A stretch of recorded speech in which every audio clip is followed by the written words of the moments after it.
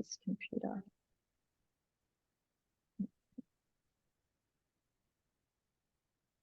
Hi, and welcome to the official podcast of the harpmethod.com. In today's episode, Dr. Binyamin and I will discuss the Milton Erickson hypnosis method. So I have a few questions for you, Dr. Binyamin. And the first one is, can you explain what is hypnosis to someone listening who maybe is not familiar with it or is familiar with it, but doesn't actually know what it is?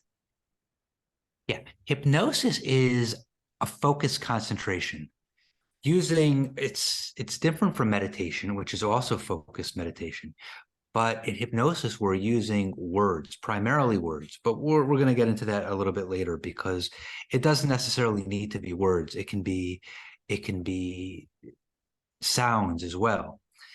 Okay. But using words and sounds. In fact, when I was training, there was when I was training in hypnosis, there was a girl in my group from China, and I don't know a word of Chinese, but just for the experience of it, I asked her if she could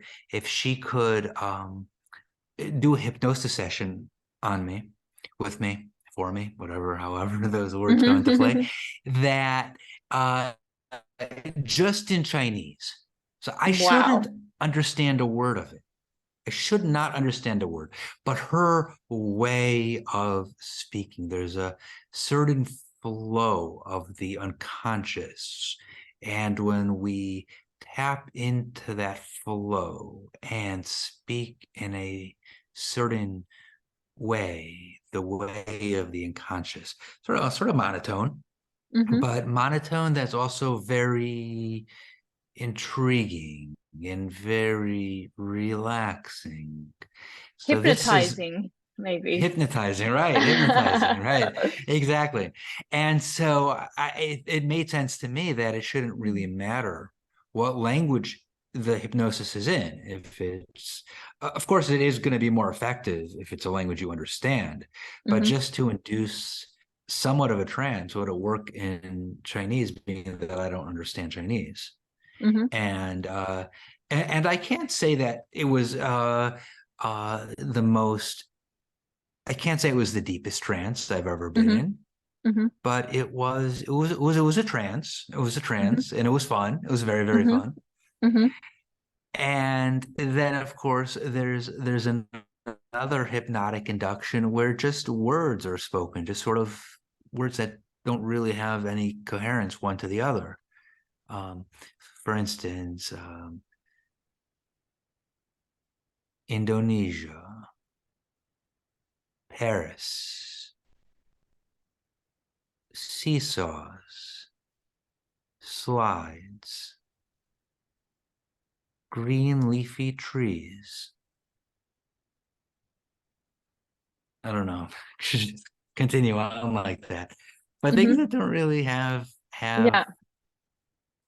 anything to do, but just the way those words are spoken create a focused awareness. They create a sense of like this tunnel vision. Can I ask why would someone want to? Yeah, sorry, go ahead. No, we're so focused, we're so unfocused, I should say. We're so unfocused that hypnosis brings the focus into this very narrow point of just then essentially the unconscious, where our conscious mind is able to just sort of relax and get out of our way. So often in everyday life, and I know that you deal with this as a coach, we're getting in our own ways. Yeah. So much therapy work, so much coaching work is just helping the client get out of their own way. Once they're able to get out of their own way, the work just happens naturally. That's really our job as therapists, as coaches, is just help the client get out of their way. Once they're out of their way, they know what to do.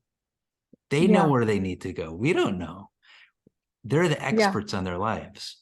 They know. We just have to help them. Push through it. But why would someone, and I have other questions, we haven't even started, but why would someone want to do hypnosis? Like, who is the ideal Yeah. person? What do they want to get from that? Why should I do it? Yeah. So many different reasons. There are athletes Hmm. who, any type of athlete, a basketball player Hmm. who wants to improve their three-pointer, Hmm. a basketball player that wants to improve their slam dunk. Okay, interesting. So an improvement of Uh, something, right? An an improvement of improvement, something, right? or Right.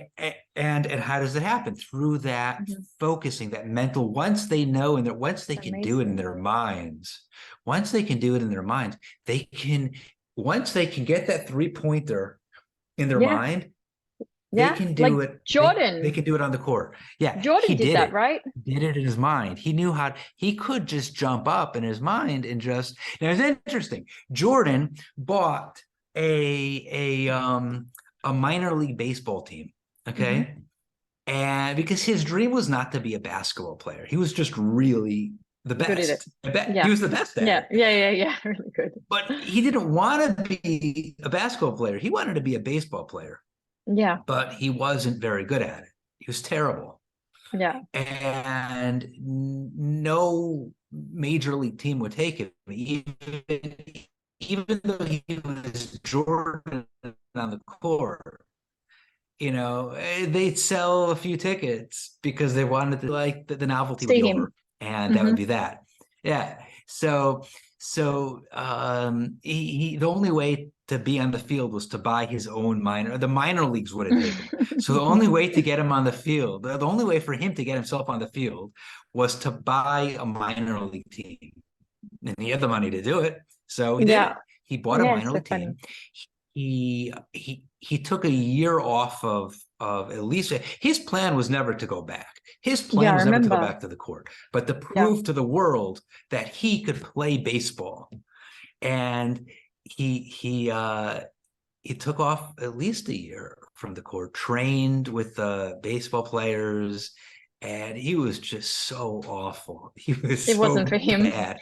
Not. It wasn't for him, but he loved it. He loved it. He loves baseball, but it's just, he was not even he's a terrible minor league player. But the thing is, so getting back to hypnosis, Hmm. right? Jordan might not love playing basketball, right? But in his mind, he can make that three-pointer in his mind. In his mind, he can do that slam dunk. Now, So why I not? never Why didn't spoke that to translate? Why didn't that translate to baseball if he was so well attuned to visualization or yeah, hypnosis? yeah. My guess would be he just couldn't do it. He Yeah. just couldn't do it in his mind. He wanted Yeah. to do it. He wanted to do it, but he just couldn't get there. Now, I mean, look, I mean, with that said and done, I mean, I do a lot of yoga, and we all Hmm. have different body types. Hmm. So that Exactly. means we have different structures. So there are Yeah. certain poses, or if I do get into, I need props because my skeletal structure just isn't, or the way my muscles and my tendons and joints and ligaments all Yeah, form. exactly. It's like saying, But okay, if yeah, I want to be a ballet dancer now, I could do the visualization, but the likelihood of me doing it just due to my structure or whatever, it's not going to have the same effect as someone who is right. physically like Jordan, already like, I don't know, 7 foot tall. He's got the physique, he's got the perfect composition of a basketball player, and then he knows how to do the visualization. So it's all like a bit of a, Yeah, you know, so it makes sense. exactly. You need the proper body type, but with the proper body type, then you still need to be able to do it in your mind to do it. Yeah. Hmm. So for instance, another way people use hypnosis is to get over fears, panic Okay. Like attacks, anxiety. public speaking, stuff like Huge. that. Public speaking is probably most the most sought after use of hypnosis there Yeah, is. because it's the biggest fear that people have. Yeah.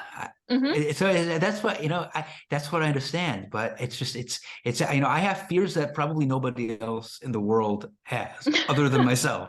But when it comes to public speaking, I could just, it just makes no difference whether I'm speaking to one person or 100,000. It's all the same. I'll just blabber on. Yeah, you're not one of those. I used to suffer from it, and I still probably No. do. I do a bit of tapping before, and I should do some hypnosis for that actually. Great idea. And test taking also. Test taking is a big one. What do you mean? Test taking. Taking tests.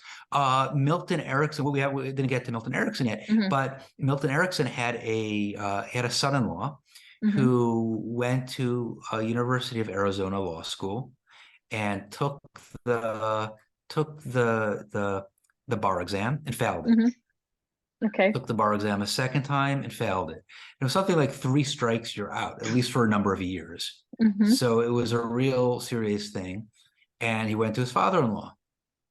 And Milton Erickson put him into a trance Hmm. and told him, and Erickson was sort of, we're going to get to Erickson in a bit, but Erickson was such a profound inducer of trance Hmm. and was able to make suggestions on such a deep level.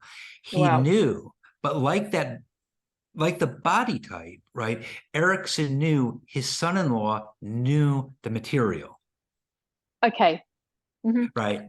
So that's why he was able to do hypnosis and it was able to work because his son-in-law really did know the material. But he had such anxiety around test taking. When he would sit down, he would freeze and his mind would go blank. Hmm. So Erickson suggested to his son-in-law in trance, Hmm. you know how to start an engine. You will wake up in the morning and have a coffee. Hmm. You'll get into your car. You will drive 3 hours to wherever the test was being given. Tucson, maybe? No, Tucson's in Arizona. Yeah, I think Tucson. In Hmm. Tucson, you will go into the testing room. They will give you a sharpened pencil. You know how to write. You Hmm. know how to hold a pencil. Hmm. You know the material on the test. You Hmm. will write the answers on the paper without thinking about it. You will just write the answers with the pencil because you already know how to write. And Erickson would reinforce often because you already know how to write Hmm. and you Hmm. already know how to hold a pencil And he knows all that and already, right? you He's Yeah. and you already know how to sharpen a pencil and you already know how to follow instructions and you already know how to read. And then Erickson, and I know we didn't even get to Erickson yet, but Yeah, I know we well, need he would start by saying, you know what an A is, and you Yeah, wow. know what a capital A is, and you know Wow. what a lowercase a is, and you know how to write a capital A in script. And you know how to write a lowercase a in script. And he'd go on like this for an hour, 2 hours. Wow, wow. And so the person really got in their mind this huge reinforcement of, I know, of Yeah, empowerment. yeah, yeah, And yeah, Erickson gave them permission to be empowered because so often we disempower ourselves, but we need yeah. permission to, It's so true. we can empower ourselves. We just need somebody to give us permission to be empowered. Yeah, it's true. It's So really true. And that's why I know coaching you and have other and questions. having So, yeah, I have so many questions. Okay, who is he? Who is Milton Erickson? Just let's start with that quickly. Just a really quick okay, so explanation. yeah, so the really quick explanation is Milton Erickson uh, was a normal American farm boy Hmm. growing up, very, very bright, very, very bright, growing up in rural Wisconsin until the age of 17. And at 17, he developed polio.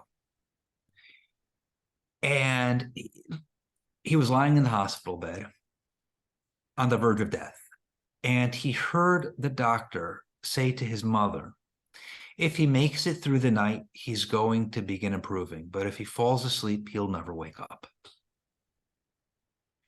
And Erickson, hearing these words,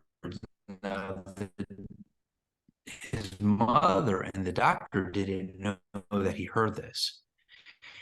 He looked out the window. There was a tree. I believe there was a tree. His intention, and it was all night. I mean, it's hard to stay up all night.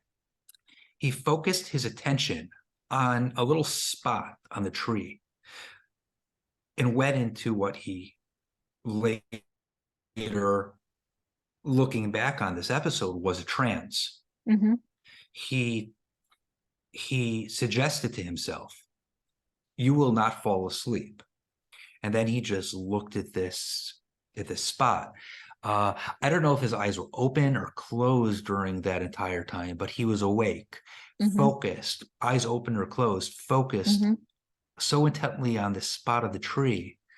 Or maybe it was maybe I'm mistaken, it was over the horizon. And he wasn't going to close his eyes until he saw the sunrise. And as soon as he saw the sunrise, boom, he fell asleep. And he woke up, and many hours later he woke up and started to recover, and that really shaped his life. That episode and the polio, recovering from polio, shaped his life. His daughter, they say they say survivors of polio have a certain character, and his daughter Roxanne said that she always thought her father was very unique until she went to a conference of adult polio survivors and saw that everyone in the room was just like her father. Well, I didn't know that, actually. Yeah. Interesting. So he basically he learned his self-hypnosis, basically, and then he realized this was a powerful tool. This is a powerful tool, and he began using suggestions and playing with it. He was a teacher of psychiatry, I think of diagnostics, at Kent State University in Michigan for several decades, maybe 2.5, 3 decades. I want to say 2.5 decades. You have an amazing memory. By the way, your memory and your information that you have in you is just incredible, I have to say. I'm sure the listeners are thinking the same. You just know all the stories, and it's like we're living it through you. It's amazing, I have to say. Great, that's fun. Yeah. I have fun telling these stories. Yeah, amazing. So then he also is part of his professorship. He worked for the state as well. I want to say in a psychiatric ward, or a psychiatric hospital. And he always worked with people. He never tried working against people. Part of that was because he was disabled. He was a polio survivor. So there was he always tried.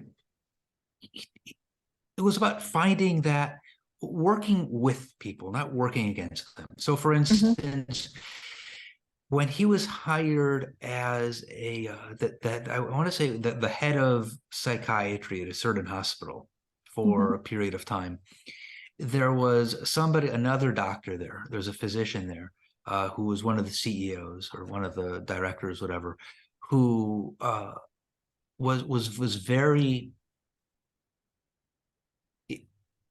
He made sure that every other clinical director quit. Okay. After a brief period of time. I want to say he was hired as the medical director of psychiatry. Okay. And the director of the hospital was sort of this macho guy who was very threatened by other male doctors. Okay. And Erickson, but he wasn't threatened by Erickson. Erickson made sure that he shouldn't be threatened by him because Erickson would say, after all, he's a cripple. After all, I'm just a cripple, right? Like the ladies aren't going to be interested in me. I'm just a cripple. And he made sure that came across to this doctor, that I'm not a threat to you, because that's a brilliant way of avoiding confrontation. There's just two stories that come to mind. There was one woman in the hospital that was on a feeding tube for years. She was on a feeding tube for years because she was schizophrenic, paranoid schizophrenic, and believed 100%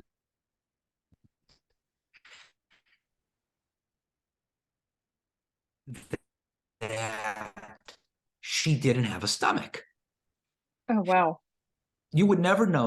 You wouldn't know why she had a feeding tube, why she hadn't eaten for years. You would think maybe it was a medical condition. So Erickson, when he was new at the hospital, he said, so why are you here? She said, well, I don't have a stomach, so the only way to feed me is through the feeding tube. And he was new there, so he didn't know. And she was a very normal person when you first met her, so he didn't know. So he went to the medical. He went to the nurses and asked, "Is this true?" No, that's not true. That's why she's here. She thinks she has no stomach. And so Erickson said, "Oh, well, we'll see about that. I'll have her eating in a week." And of course, the nurses were like, "Oh, Dr. Erickson, that's crazy. She hasn't eaten for years." And she said, "Well, mark my words, in 1 week, she's going to be eating, and if not, she's going to be real close to it." So what is Erickson about? He's crazy. And they all knew Erickson was crazy. He was crazy. Erickson was crazy.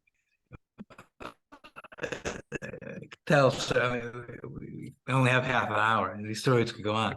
But I know it's great. And she's got the feeding. She's got the feeding tube in her, and he's sitting next to her. She's on his left, and there's another fellow who has, and Erickson makes sure to have this other fellow sitting on his right, and this other fellow has a voracious appetite. And the Erickson orders the nurses to put a plate in front of her. She has a plate in front of her. And this fellow to his right finishes off his plate with gusto. And when he finishes, this woman says to the nurse, "You don't have to bring me a plate. I don't have a stomach." And they said, "No, but we want you to have a plate. We want there to be food in front of you." Okay, fine. So this other fellow finishes the food, and Erickson says, "Oh, I see you're still hungry. Here, let me give you," whatever her name was, Annie. Let me give you Annie's plate. And Annie gave a look like, "How dare you, Dr. Erickson? That was my plate." And nobody likes to have somebody else eat off of their plate, right? It's sort of an invasion, So it's like, I might not have a stomach, but who are you to give him my plate? Yeah. And Erickson made sure to repeat this every day, breakfast, lunch, and supper, for a week. And after a week, she said, "Forget it. I'm eating this with or without a stomach." No, it's crazy. And she ate from then? And she ate from then on. No, that's crazy. She still thought she had no stomach. But she ate. She still believed 100%. But she was going to eat with or without a stomach. And then there was a guy who was there for years, and it worked. There was a guy who was there for years because he thought he was Jesus. And Erickson said, "Listen, you're not really doing any productive work around the hospital." "Well, I know that there are some carpentry jobs that the hospital needs done." And and I know that you're a carpenter, right? And the guy had to agree, right? Right. So he said, so, you're in the hospital, you know,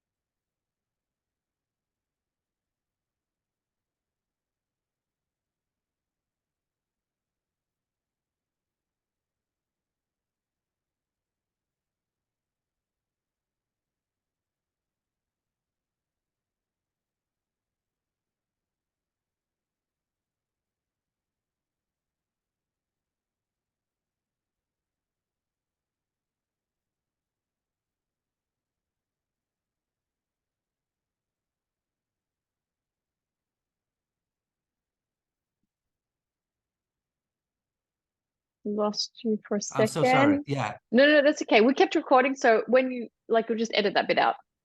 Okay, great. Yeah. Okay. So Erickson said, you're a carpenter. So you're here in the hospital, state hospital, getting free room and board, essentially. It's not really right. You should pay your way. Being that you're a carpenter, I like you to fix the stuff. So the guy had no idea about carpentry, but he had to, he had a safe face. Jesus. Yeah. Yeah, he had a safe face. So he figured it out, and he did a pretty good job. So Erickson said, you did a good job. You probably also know how to mow lawn, right? So he said, yeah, I know how to mow the lawn. So Erickson had him mow the lawn. Then Erickson said, yeah, I probably know how to trim trees and, bushes and stuff. Why don't you do some landscaping? "Ah, I know how to do that." So in about a year, the guy was discharged from the hospital. Still thought he was Jesus. Still thought he was Jesus. Yeah. And came to the hospital every day even though he was no longer a patient, came every day just to do his chores. The hospital needed him. So it's like healing, I guess, in some kind of sense, right? Even if he still thought he's Jesus and she still thought she didn't have a stomach. So what is the difference between, okay, let's reverse a little bit. What is the difference between the ordinary hypnosis and the Ericksonian hypnosis? Because this is a type of hypnosis that he was doing, right? Right. So ordinary hypnosis is very script oriented. You're using a script. Mm-hmm. And the script may be a very well-written script. But Erickson threw away the whole idea of being able to use a script. In Erickson's view, and I'm not agreeing or disagreeing with this. I think there are places where scripts work, and I don't know if I've ever used one, but I might have. I'm not adverse to them. If they work, they work. Why not? But Erickson's view was every client needs their own theory. And so there's no one theory that fits all clients, and there's no one approach to there's no one hypnotic script. So for which each is what client, people in each teach. situation, which is what people teach. Sorry. So right. like people teach that, but then they need to learn about the client first, and then basically the script just means like explain it maybe to the people listening so that people understand what do you mean by script. By script. Yeah. So a script is using hypnotic language. A script is, well, it's just that. It's a script. It's something that you would read. Yeah, exactly. Off of a paper. And the script is hypnotic. It has suggestions for relaxing and for looking inside oneself, introspectively inside oneself, for relaxing the conscious mind so that the unconscious can then do what it needs to do to heal. Yeah. Okay. Great. Perfect. So he didn't believe in the scripts, which is what a lot of people teach, right? In your traditional hypnosis Right, certifications, right. let's say. Right. So Erickson believed that there was certain hypnotic language and certain hypnotic techniques that could be used, like the confusion technique or just boring a person, or he would do this hand technique where he would hold somebody's hand and just in a certain way that would just very much calm them. Interesting. And he would be able to put people in a trance just by holding their hand in a certain way. And when he would then pull his hand away, their hand would still, instead of going down, their hand would just be sort of stuck. Wow. And it could be like that for hours while he Wow, was, that's crazy. until he told them they could put their hand down. And there's a story of, but he really believed that once the person was in trance, he just needed to help them get out of their way and sort of guide them to where they needed to go. But he didn't know where they needed to go. So he tells a story. He tells a story of when he was a child, not a child, when he was about 16 years old. He was on his way home from school. He was a very good horseback rider before he got polio. And there was a horse, and he never saw the horse before. And this was when cars were pretty few and far between. And he lived in rural Wisconsin. It's a big place. And there's this horse they never saw before. And Erickson said, and it wasn't like nowadays where you just post something on social media, who lost the horse. Yeah, So yeah. Erickson jumps on the horse and gives it a kick. And the horse starts walking. And every now and then the horse would go off of the road and start grazing. And whenever it would graze, so Erickson would give it a little kick and it would start moving again. And after a couple of hours, about 8.5 miles, so that's, I don't know, about 14 kilometers? Yeah. 13 kilometers, something like that. Yeah. The horse veered off of the road into a driveway, a long driveway. And again, you know where to bring this horse? Erickson said, well, I didn't know where to bring this horse, but this horse knew where it needed to go. I just made sure it kept walking and stayed on the path. And Erickson said, that's what good therapy, good coaching is. It's So true. I don't know where the client needs to go. I just know that I need to give the client a little nudge to keep the client moving on the path. The client knows where the client needs to go. It's not my job to bring the client there. It's the client's job to bring themselves there. My job is just make sure they stay moving along that path. Yeah, that's a beautiful way to say that, actually. Great analogy. Yeah. Well, it's not an analogy, right? It happened. Yeah. Well, and you know, there was a woman who wanted to see Erickson, but was very, very cautious about her anonymity. She of course the session was confidential, but she wasn't interested in confidentiality. She wanted anonymity. Erickson shouldn't even know who she is. So nowadays that's sort of possible, through phone calls and technology we have now. But then it wasn't. So Erickson lived in Phoenix, Arizona, and she lived somewhere in Arizona. So, maybe she didn't. Maybe so. I don't know. She somehow got a letter to Erickson, and Erickson got a letter back to her saying you want to see me, but you're afraid to be seen by me. So what I want you to do is, I think she was in a different state entirely. I want you to fly to Phoenix, and Phoenix, you will rent a car. You will drive the car to my address at 3:00 in the morning. I will be fast asleep. You will pull into my driveway and turn off the ignition. You will tell me everything you would say to me if I was right in front of you. Then when you're finished, you will, well, but I think he was very specific, but don't spend more than an hour doing this, or don't spend more than 2 hours doing this. And then you will pay me for that hour, or you will pay me for that 2 hours in cash, in an envelope, and then put the cash through the mailbox, the front door mail slot, because you should pay me for my time. And she did that? She did that. And people followed his instructions very well. He was very good at getting people to follow his sometimes absurd instructions. And she did that, Erickson, for all of your help. Didn't do anything. But he set up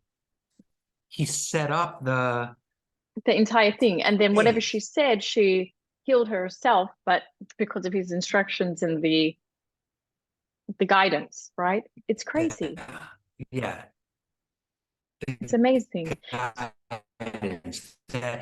It was his instructions, and he set up that space, that healing space. Yeah, exactly. She knew what she needed to do to heal. She knew what she needed to say in order to heal. She just needed that healing space to be in. He didn't need to be there. He was fast asleep. But she was there, and he gave it to her, and she paid for it. She, paid him his fee. Yeah, because then that's the exchange of something being That was the exchange done for that healing space. Yeah, and I think that's what therapists do.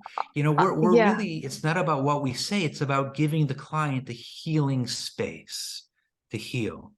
Yeah. And a lot of it, And a lot of the sound work I do, I'm not saying anything to the client. I'm just sounding a gong or a bell, but I'm creating a space. And if that client is listening to the sound work over the headphones, so the headphones become an integral part of that healing space. It's the sound and the space. The space is defined by the headphones. It's the space right here. So how does the Ericksonian hypnosis influence and inform your amazing harmonic effect regulation protocol? So how is that working together? Okay, so that's an excellent question. Like I said earlier, I had that other student, the other student in my training class, do a hypnotic induction on me in Chinese. So it's not really, it doesn't have to be words. It doesn't have to be a script, but something about the sound of the gong. The sound of the gong. Just grab a mallet.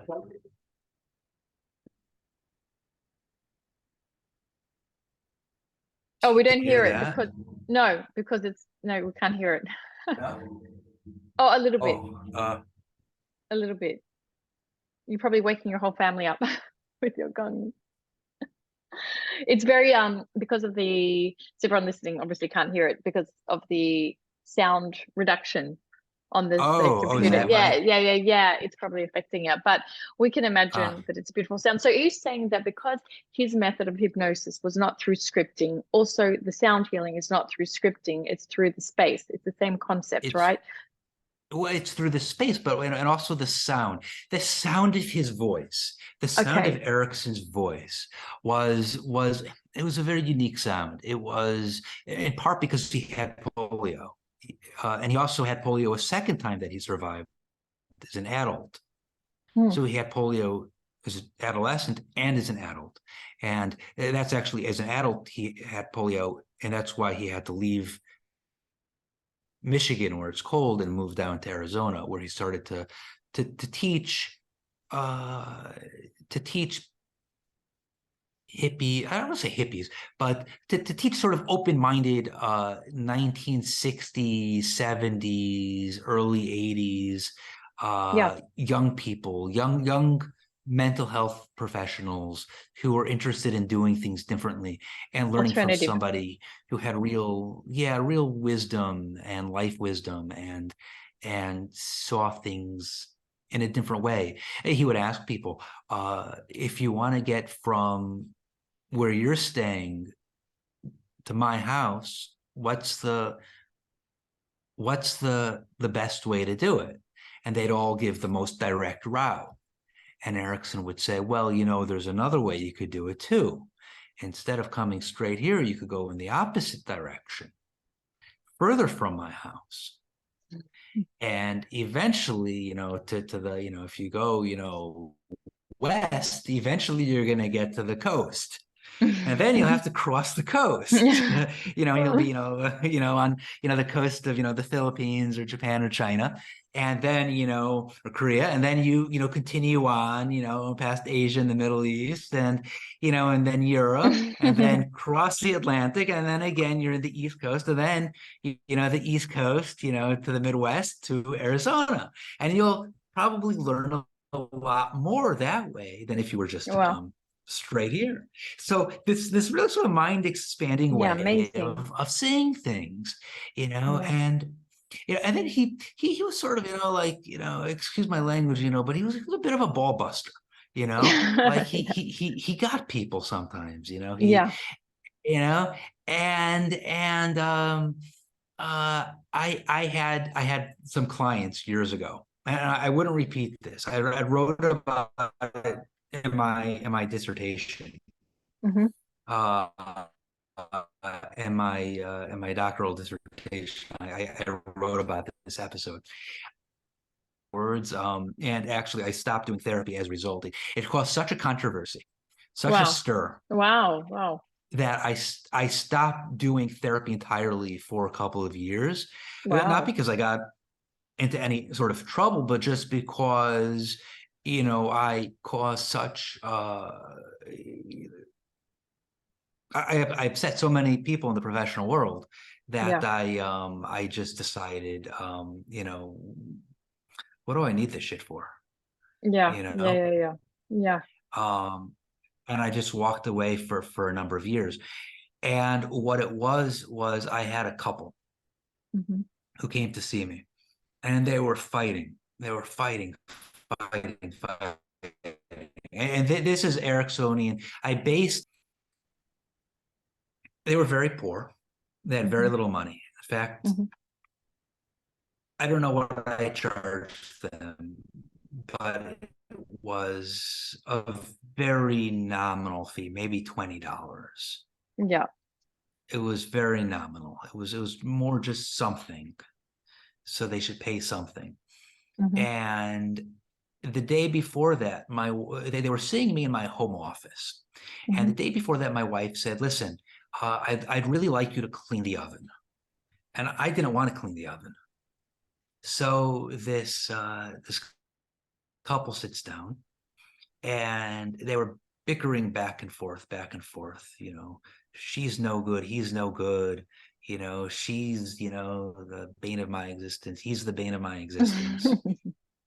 And there was clearly no way I was going to do therapy with this couple. Yeah. They didn't want it, but at the same time, I saw that they were very poor, and they were both immigrants who spoke uh, very little of the language, and what they needed was a common enemy. Hmm. What they needed was a common enemy, somebody to represent the dangers and the hostility and the um, uh, the dangers of the outside world, and really showcase for them that they have each other, that they're vulnerable to the outside world without each other, and I told them, listen, we're going to do a different type of therapy today. my wife wants the oven cleaned. You're going to clean the oven for me because you're fighting the whole time. So there's really not much point of doing therapy. So you're going to clean the oven and work out your differences while you're cleaning the oven for me. So I brought them to the kitchen and had them clean the oven. Came back about 20 minutes later. I thought he was going to punch me out. He was a big guy too. I thought he was going to punch me out. And he said, you're not a therapist. You're a quack. You're just told me off and and grabbed his wife's hand, and the two of them stormed out together. And story doesn't end there because, so I got hell from all sides. Yeah. But then what happened was I saw them together again. They ended up not getting divorced. They were planning on getting divorced, but they ended up not getting divorced. And not only did they not get divorced, but they looked really happy together. I would see them frequently, and they would look happy together. And sometimes I would see this fellow walking down the street, and he would give me this nasty look, incredulous look. Gave me the shivers. But after a few years, he was a bit of a hippie too. This guy was like a pretty big hippie. After a few years, instead of giving me this incredulous look, he starts giving me sort of like a nod. And about 6 months after that, he sees me walking down the street, and he gives me this big, just out of the blue, just this big bear hug. So, how are you doing, brother? How are you doing, brother? He was so happy to see me. So then I realized, so it was good therapy, because what was good, they were going to get divorced. And it would have been really unfortunate because they loved each other and they were compatible. Do you think that was a turning point? But so that's an Ericksonian. Instead of working against, you're working with. Yeah, it's incredible, actually. So you got in trouble because you shared that method, and people I guess a lot of people wouldn't understand that because that's not going with the guidelines, right? Yeah, it's not going with the guidelines. It happens to be that this couple had a social worker. And before implementing this intervention, I shared with their social worker. And I also called a psychiatrist who had worked closely with Dr. Milton Erickson and shared with him my idea. And he said, "Oh, well, that's brilliant." Yeah, of course. Right. For people that get it. Yeah, so he got it, and their social worker thought that was a brilliant idea and were definitely worth a try. So it's not like I did it on my own. I had, but the professional world it was too much. Yeah, it was too much, too out of the box, maybe. So too out of the box. Going back to the HARP method, and I think this might be the last question because we're going, I think, nearly an hour, because you have amazing, but you have amazing stories, really. I think all the listeners, you have this, maybe it's the hypnotic way of your storytelling, because it's so, you get to see how, as you're speaking. So it's really, really enjoyable to listen to you, of course. But I want to get to the last question. So as the world of hypnosis expands, most people listening will probably have heard it before or seen it on TV or something, right? As it develops, how will your HARP method influence and inform hypnosis? Yeah, that's a really interesting question. I think the HARP method is hypnosis. It's hypnosis without words. It's hypnosis through the sound. The sounds themselves have archetypes. They're archetypal sounds. And our unconscious communicates with us through archetypes, through archetypal imagery. And those sounds, the sounds we hear, address archetypal imagery without words. So it's much more profound than words. Yeah. Words fall short, where sound just grabs the archetypes. gives body to the archetypes, and heals us through the inside out using those archetypes. We have an archetype maybe of sickness, and the gong challenges that archetype of sickness. We have an archetype of disempowerment. The gong challenges that archetype of disempowerment. So it's very hypnotic. Erickson challenged people, like his son-in-law who couldn't take that test. Okay, so it's a challenge as He well challenged him through the music. It's a challenge. Yeah, the gong. It's a challenging instrument. It's not a It is soothing. It is relaxing, but it's also challenging. You know, Erickson's daughters would come to him, and daughters-in-laws would come to him before going to the hospital to give birth, and they never remembered anything. No, from the that's time a dream. they realized that they had to go to the hospital, they literally didn't remember anything until they were holding the baby. That's great. What did he do? What did he say? Yeah.